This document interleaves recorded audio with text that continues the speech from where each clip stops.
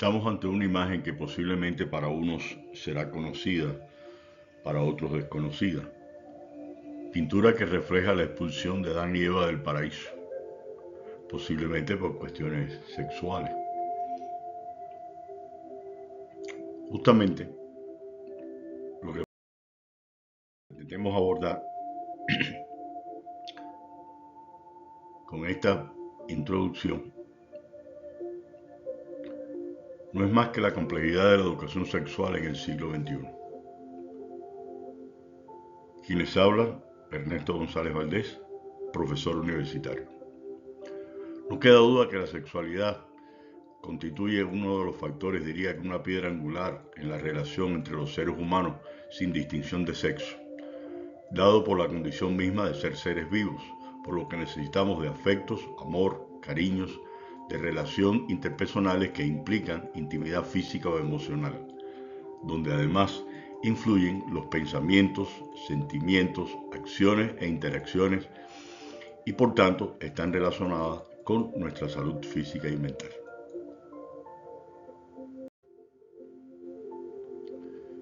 Pero si bien un elemento necesario a tener en cuenta para la relación entre los humanos, también puede considerarse como otro tipo de piedra, pero en este caso en el zapato.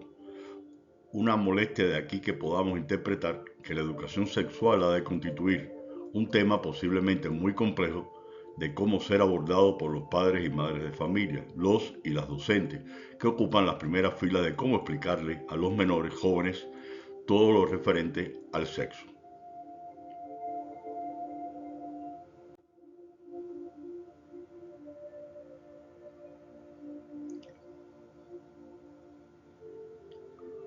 Otro factor no menos importante, como puede apreciarse en la pantalla, son los mitos que giran alrededor de este tema, y lo cual no deja de ser menos importante en cómo enseñar, cómo transmitir los conocimientos de la forma adecuada, donde habrá más preguntas que respuestas. El papá le enseña al niño y la mamá a la niña de qué formas se los transmiten, oral, mediante dibujos, láminas. Las posibles sesiones se realizarán por separado con cada menor o de forma conjunta. El docente, qué tipo de material utilizará en su clase, qué posibles respuestas dará él o la docente de ser preguntado sus experiencias personales, a modo de ejemplo. ¿Por qué mitos? Indiscutiblemente que habrá muchos elementos que analizar en este aspecto y tratar de contradecir los mismos. Para ello, pasaremos al tema que recoge la historia sobre la sexualidad, acaecido fundamentalmente en dos grandes mundos, el occidental y el oriental. Antes de entrarnos como tal en la historia, es necesario tener en cuenta que muchos de los aspectos en dicho campo, estos evolucionan con el decruzar del tiempo, cambian, se pragmatizan, los cuales responden a costumbres, tradiciones, creencias, credos vinculados a las raíces culturales de países, de sus instituciones que no solo abarca el llamado del mundo occidental, y que inclusive entre sus participantes han existido y existen contradicciones. Otro mundo es el llamado Oriente, que tiene su propio conglomerado de tradiciones, religiones, predominando el Islam, así como otras culturas, digamos árabe, India, Indonesia, China, mongola, japonesa y coreana, donde en cada mundo priman las actitudes de los grupos, etnias o sociedades que presuponen su superioridad sobre los demás y hace la cultura propia el criterio exclusivo para interpretar y valorar la cultura y los comportamientos de esos otros grupos, etnias o sociedades, entiéndase el etnocentrismo. Pasemos a otro tema o etapa de nuestra exposición referido a diferentes etapas a través de la historia y cómo se abordaban en ellas las sexualidades. Analizaremos la prehistoria, el judaísmo, reflejado en el Antiguo Testamento, así como aspectos vinculados a la familia patriarcal. La sexualidad constituye un fenómeno pluridimensional que varía de una cultura a otra y en el contexto sociohistórico en que se desarrolla. Aun cuando los apuntes históricos sobre sexualidad datan de más de 5.000 años, los datos disponibles son escasos. A continuación, como indicábamos, analizaremos diferentes periodos tales como la prehistoria, la Edad Media, el llamado puritanismo y la revolución sexual y el inicio del modernismo sexual, describiendo en cada uno de ellos los más significativos referente al sexo. Comenzamos con la prehistoria, época en la que se ha comentado que existió una promiscuidad sexual primitiva. Se podría decir que en ella existieron dos etapas. La primera conocida como monogamia natural, en la cual el hombre, de manera similar a los animales, llevaba una vida sexual regulada por los periodos de acoplamiento. Monogamia que se tenía como finalidad asegurar el patrimonio familiar.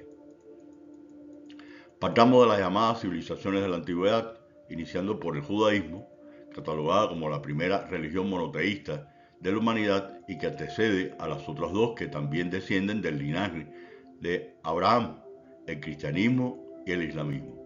Con la llegada del judaísmo se dan interacciones interesantes ante la sexualidad. En el Antiguo Testamento, fuente original de la ley judía, se señalan las normas que regulaban la conducta sexual de la época. En el caso del surgimiento de la familia patriarcal, se dan una serie de dualidades en lo sexual, tales como, en el plano social, la aparición de la esfera privada restringida al ámbito de la mujer, quedando a su cargo la reproducción, la educación y la pública, a cargo de los varones. Una doble norma o rasero establecida local da permisividad al varón y represión a la mujer, a la que se le exige virginidad y fidelidad al marido sin importar su propio placer. Doble imagen de la mujer, dependiendo de las necesidades y exigencias sociales. La mujer buena es la mujer de la casa, la madre o la mujer o la virgen, y la mujer mala es la mujer pública dedicada al placer.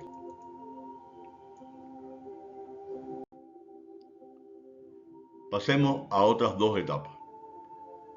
En la Edad Media, la Iglesia consolidaba su poder de modo tal que la teología se equiparaba a la ley civil.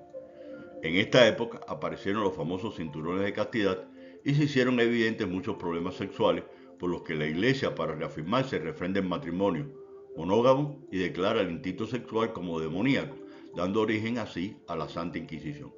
Aspectos que se destacan en este periodo: encontramos alrededor de 1530 se admite el primer divorcio. A finales del siglo XV aparecen en Europa los primeros indicios de enfermedades de transmisión sexual, conocidas como enfermedades venéreas y que fueron consideradas un castigo celestial por los excesos sexuales. En el caso del puritanismo de los siglos XVII y XIX, siglos que corresponden a la época victoriana, cuyas conductas sexuales que se resaltan en esta etapa son la masturbación, eran consideradas inapropiadas. Surge el término de desviación sexual, donde cualquier acto sexual que no tuviera como fin la reproducción se consideraba como sexualidad anormal. Y en el caso de las mujeres, el sexo era algo que debía soportarse, lo que llevó a la aparición de mitos que mezclaban la culpa y el miedo. Se aprobaron las primeras leyes que prohibían la pornografía.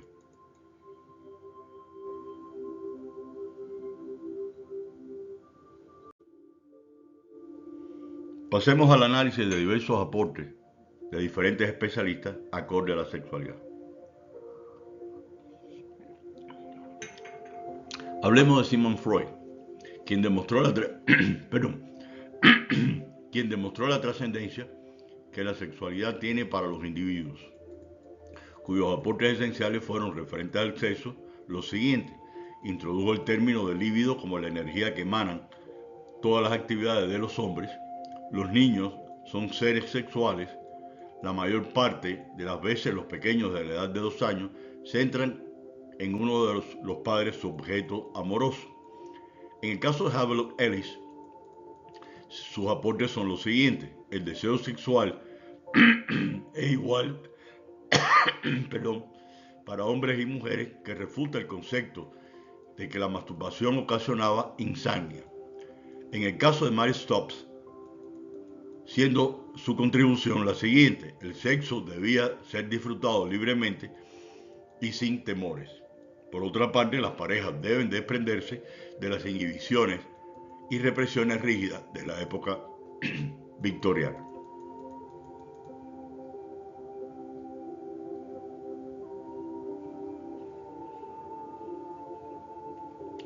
Pasemos al siguiente tema,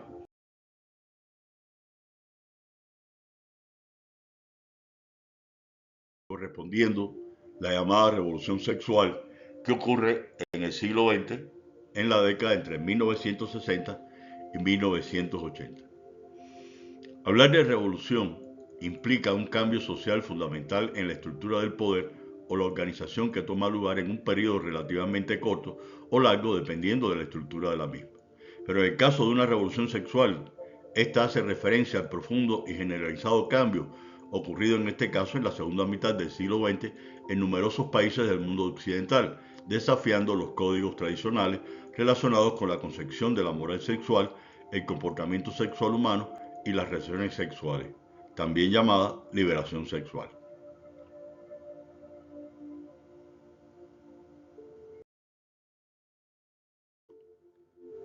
Pasemos a un tema para irnos centrando nuestra atención en la sexología como tal. Veamos la definición de la misma. Acá partimos de un niño que le pregunta a Mafalda, posiblemente el desconocimiento, inclusive la interrogante que plantea es si el tabú o el sexo es tabú. Veamos la definición de la misma.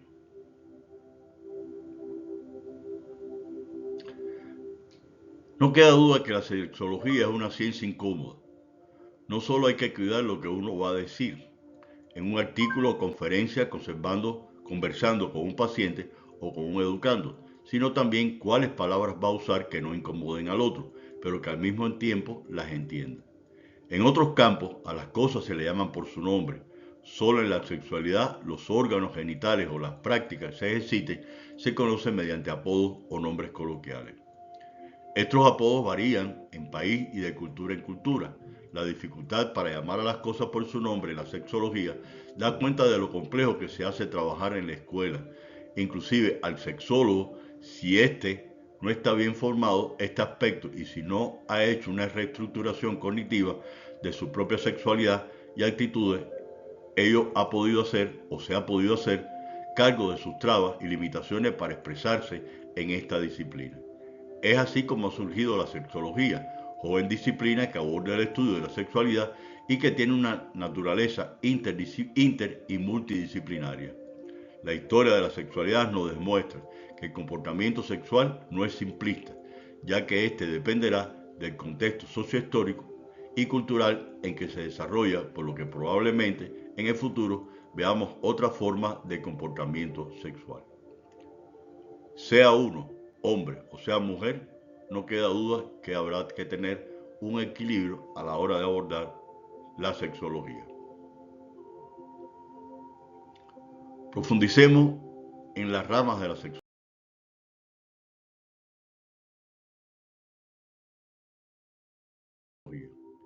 encontrando dos, educativa y clínica. La sexología, que se divide en estas dos grandes ramas, ambas se encuentran estrechamente ligadas, específicamente con los objetivos de promover la salud sexual y reproductiva. Comencemos por la sexualidad educativa. La sexualidad es una dimensión fundamental del ser humano porque es necesaria para identificar al mismo como tal, ya que está íntimamente relacionado con la afectividad, la capacidad de amar y la actitud para relacionarse con los demás.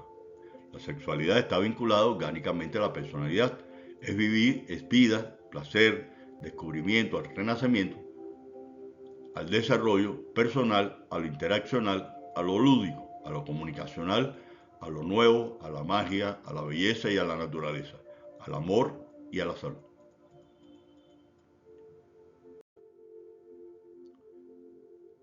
Visto esto, aprendido, pasemos a la sexología educativa. En la misma se plantean, y lo podemos ver a continuación, se plantean 4 dimensiones: biológica, psicológica, social, ética, legal. Cada uno tiene lógicamente su importancia, siendo, como hemos mencionado, la siguiente. Reitero, biológica, psicológica, social, ética, legal. Hace un intento mencionado que prácticamente el estudio de la sexología resulta reciente, aproximadamente entre 50 o 60 años. De aquí que prácticamente Las nuevas generaciones están en un proceso de aprendizaje, para lo cual es necesario tener en cuenta las dimensiones antes señaladas. ¿Por qué la importancia de la sexología educativa? Lo podemos ver en la siguiente página. ¿Qué otros aspectos fueron estudiados y notificados? Además del ciclo de la respuesta sexual humana de varones y mujeres, lo cual se refleja en el dicho gráfico, donde se presentan las diferentes fases: excitación, meseta, orgasmo y resolución, desde el punto de vista fisiológico. Ciclo que detalla en su inicio la excitación, que la sangre llena el pene de los hombres, que produce la erección, y al clítoris, vulva y vagina de las mujeres genera la lubricación. Posteriormente se especifica la etapa de la meseta, un momento de gran fogosidad, pero no se está listo para el orgasmo. Seguidamente se describe la fase del orgasmo y finalmente la fase de la resolución, donde regresan los tejidos a su estado inicial. En sus estudios encontraron también alguna diferencia en la respuesta sexual humana de los hombres y mujeres.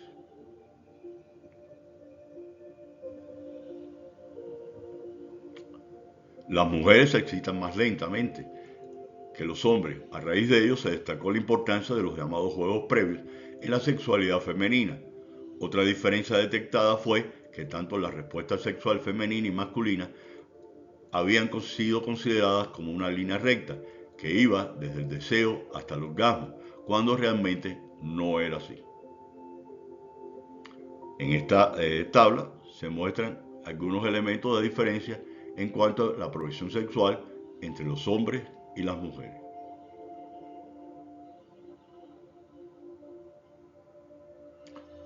No puede faltar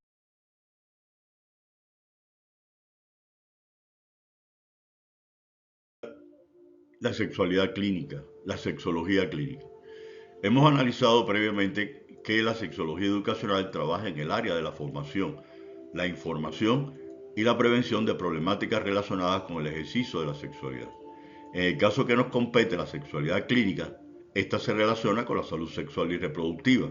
En ella se abordan temas como son enfermedades de transmisión sexual, VIH-Sida, embarazos no deseados o precoces, abuso sexual, violación y problemáticas surgidas en las distintas etapas evolutivas de la vida, entre otras. Sexualidad que ante los tabús suele ser un tema más complejo en la relación paciente-terapeuta, sexólogo. Por ejemplo, preguntar acerca del orgasmo, de la forma como se acaricia una persona o una pareja genitalmente, del tiempo que tarda un varón en eyacular, preguntar acerca de las posiciones del coito, con las que eyacula menos rápido o con las que se siente más placer, o con las que se pierde la erección o alcanza el orgasmo, etc., entre otras. Para ello requiere hablar de cosas muy íntimas, para lo cual es necesario desarrollar una confianza estable con el terapeuta, de poder aceptar su sexualidad como algo natural y no malo, y de tomar conciencia de que debería poder hablar de su aparato genital como la misma naturalidad con la que se hablaría de su aparato cardiológico o gastrointestinal.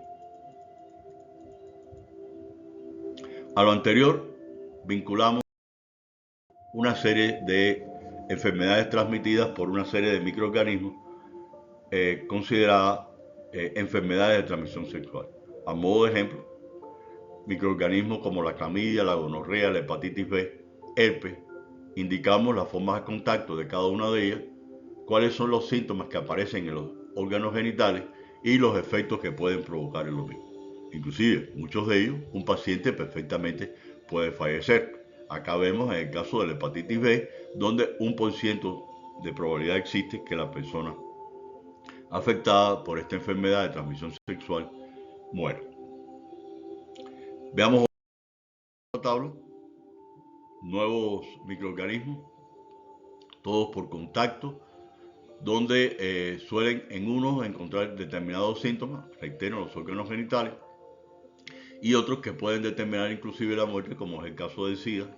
Ya esto es una enfermedad prácticamente erradicada en el planeta Tierra, puede provocar la muerte, y otras que son inclusive tan muy perjudiciales que, reitero, es necesario que los padres de familia estudiantes y población en general tenga conocimiento de esto. Finalmente, añadimos una tabla más donde encontramos los tricomonas y las verrugas genitales. Reitero, todo esto vinculado a los órganos genitales.